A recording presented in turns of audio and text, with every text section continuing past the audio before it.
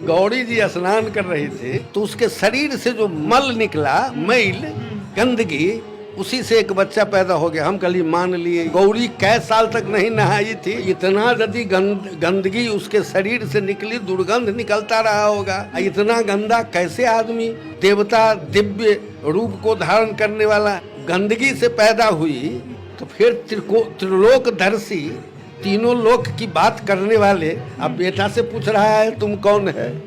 ये कैसा त्रिलोक दर्शन है? अपने बेटा को जो न पहचान रहा है, वो सारे दुनिया के लोग उसको त्रिलोकदर्शी मानते हैं।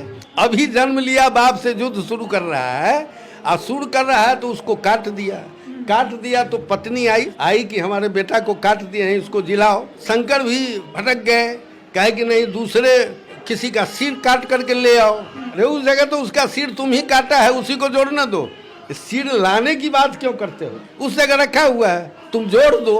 और वह यदि नहीं जोड़ पाया तो उसका चलवो चाटी सब गजेरी था, लाना चाहिए था आदमी का, ले आया हाथी का।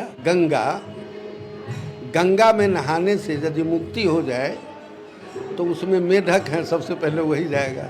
आप तो थोड़ी देर के लिए जाते हो, एक डुबकी लगाते हो। की करब जप तप जोग ध्याने, जन्म कृतारथ एक ही सनाने। जग तप जोग ये सब करने की कोई जरूरत नहीं है। एक आदमी में मुझसे कहा कि आप चंदा दो गणपति पूजा की। हमने कहा हम भोजन दे सकते हैं, कोई खाएगा, हमको हर्जा नहीं है, लेकिन पैसा मैं एको ठो नहीं दूंगा। कहा कि आप नहीं मानते हो। हम कल क्यों माने, बताओ, हमको समझा दो पंडित जी कि मैं क्यों मानूं। तो आप हम कल के इनका अवतरण बताओ।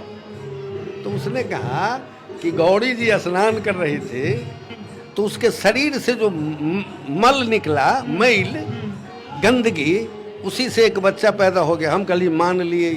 पहले ये बताओ, गौरी कै साल तक नहीं नहाई थी?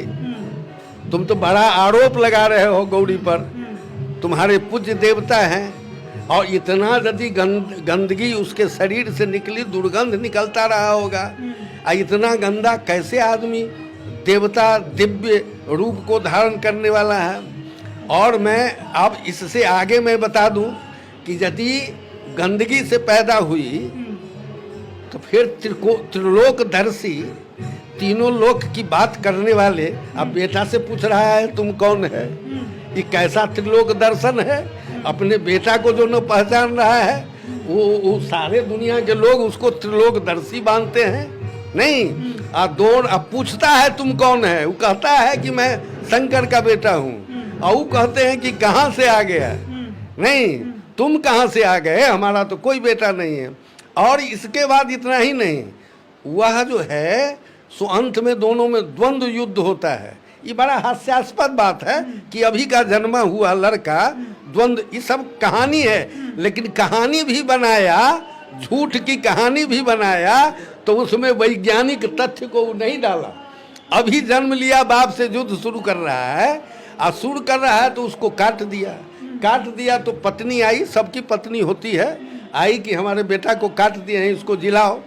इसके बाद में शंकर भी भटक गए, कहे कि नहीं, दूसरे किसी का सिर काट करके ले आओ। अरे उस जगह तो उसका सिर तुम ही काटा है, उसी को जोड़ना दो। सिर लाने की बात क्यों करते हो? क्या साहब, उस जगह रखा हुआ है, तुम जोड़ दो। और वह यदि नहीं जोड़ पाया तो उसका चलवो चाटी सब गजेरी था, लाना चाहिए था आदमी का, ले आया हाथी का। मान लो ये सत्य ही घटना हो तो कितनी विसंगति की बात है। जो मानने वाली बात नहीं है उसको भी प्रतिस्थापित तुम करना चाहते हो। आज जिसके बारे में तुम कहते हो गणानां त्वा गणपति ग्वं हवामहे, निधीनां त्वा निधिपति ग्वं हवामहे, बड़ा मंत्र पढ़ते हो, तुम निधि हो, ज्ञानों के प्रतिमूर्ति हो, और वो आदमी अपने बाप को नहीं पहचान रहा है। नहीं, तो मैं यही कह रहा हूँ कि ये जितनी भी चीज़ें हैं जहाँ आपको बताया जा रहा है, आपको तो कहता है कि इस पेड़ को छू लो, तो आप पेड़ को छू लेते हैं। हमारा भाई शादी में गया था तो समूचे गांव में घुमाया उसको, ये ब्रह्म बाबा है, ये शंकर बाबा है, इसको प्रणाम करो। जब वो अगना में गया कदीमा बुझते हैं? नहीं। कोहड़ा, हाँ कोहड़ा। वो जो बड़का फरता है, तो वो कहा कि ठहर जाओ, एक ठो देवता छूट रहा है। तो कोहड़ा के पेड़ को गोड़ लग लिया।